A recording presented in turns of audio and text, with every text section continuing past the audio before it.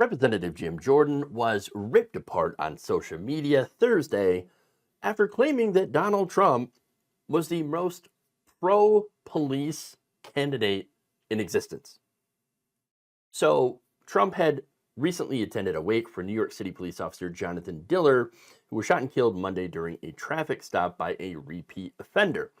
After the former president attended the wake, Jordan retweeted a clip of Trump's speech at the event in which he called for law and order. Jordan, who heads the House Judiciary Committee, tweeted, quote, "No one backs the blue more than President Trump." To which I say, Bullshit. not true at all.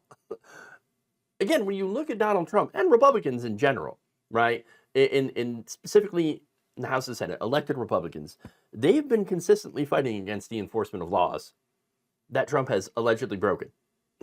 I mean, when it comes to other people, and you know exactly who I'm talking about, Trump is very pro-police. Just for a certain kind of people, for certain kinds of laws. But when it comes to anything that impacts him or his wealth or his alleged wrongdoing, well, completely different story. I mean, laws for thee, but not for me. Okay, gotcha. Now, some responses to this are pretty good. I want to read some of those. W2F, the same Donald Trump that incited his domestic terrorist supporters to the Capitol on January 6th that attacked the officers. This Donald Trump, Jim Jordan is saying, backs the blue. Right. Another says lying Republicans, photo op, the law and order party, I think not. Another says, except if they're defending the Capitol. What happened? Another said, unless they work for the FBI, DOJ, or the United States Capitol. Now, what does he mean by that?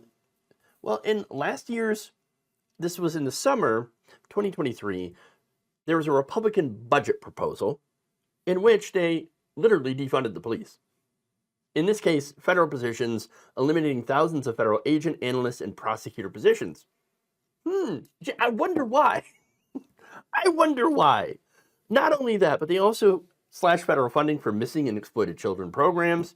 So much for caring about the children, legal services and other resources that prevent violence.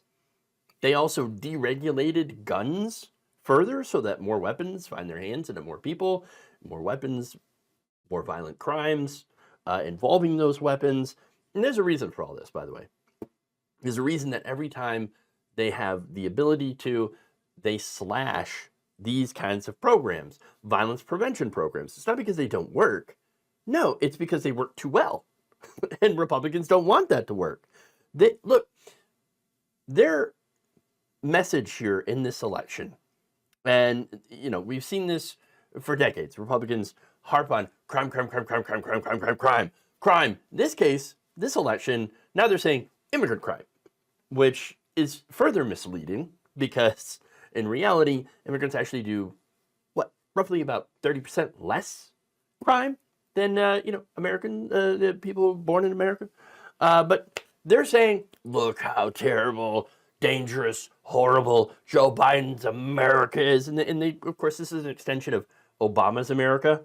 So if you are old enough to remember that, and so they're saying how terrible, lawless hellscape the cities are. They're burning down the cities. Black Lives Matter. They're burning down the cities, robbing everything, everybody. The flash mobs, people squatting in your house. Yeah, it's an absolute hysteria. And then they go, ironically, to slash every single program to prevent violence, violent crime, so they can make this a reality, so that they can run against it. Again, Donald Trump, going to immigration, for example, this is a great example of this. Immigration, to which they're blaming the crime wave on, which is not actually happening. They're saying, immigrant crime out of control. Joe Biden's letting him in. The Republicans voted against their own incredibly draconian immigration bill. Something that Joe Biden, for example, was, or, he was saying, I'll sign it. Just put it on my desk. I will happily sign this very, very draconian anti-immigrant bill. Republicans said, you know what, our own bill, no, we can't support it because Donald Trump wants to run on it. We're going to run on how bad immigration is, tie it to this, fake crime wave, right? That's allegedly happening. And not only that, but we're going to harp on just crime all across the country. In reality, crime rates are down all across the country. Now, they did spike during the Trump administration. But crime overall, you got to understand, crime overall had been falling, the crime rates, since, the 1980s, 70s, whatever, where they were extremely high. They've been falling ever since then until COVID. COVID, you ended up having a massive spike. Again, that was during the Trump administration. In the years since, the crime rates have declined, although we're still not quite at pre-pandemic levels, but we're getting pretty close to that, all right?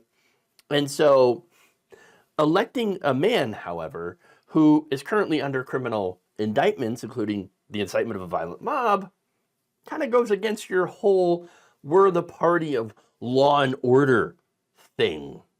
That whole message, okay? So it doesn't make any sense. In fact, when it comes down to it, Republicans are not for law enforcement. They're not pro-police. They're definitely pro-bashing the heads of minorities. Absolutely. But when it comes to police, it's Democrats that fund it. It's, Democrats that have been putting these policies into place that are very pro-police and pro-police state, unfortunately. And so that's what we're experiencing here.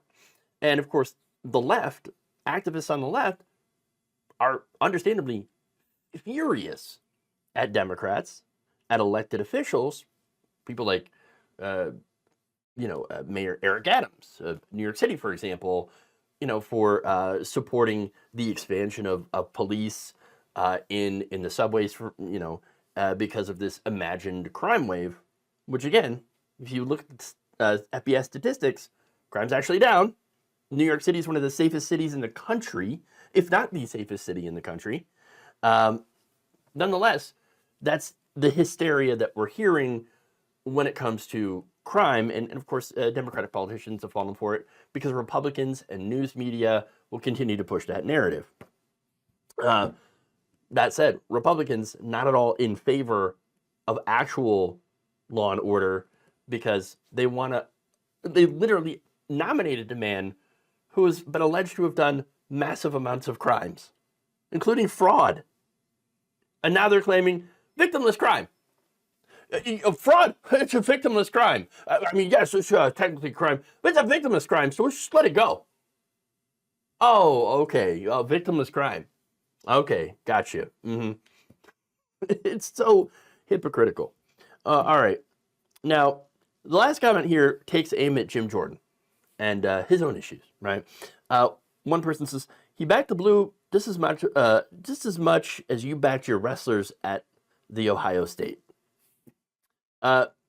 Members of the Ohio State wrestling team claim that Jim Jordan ignored allegations of molestation against the team's doctor when he was the assistant coach. Covered up for it. But yeah, we care so much about upholding the laws, protecting people, unless it's inconvenient for us. And that's really their position. People like Trump and Jordan only care about law enforcement when they can use it to their political advantage. And they're allowed to do so because, unfortunately, too many Americans are stuck actually believing that crime is out of control, on the rise, when facts and statistics, reality, just doesn't back that up. That's why this, unfortunately, might work.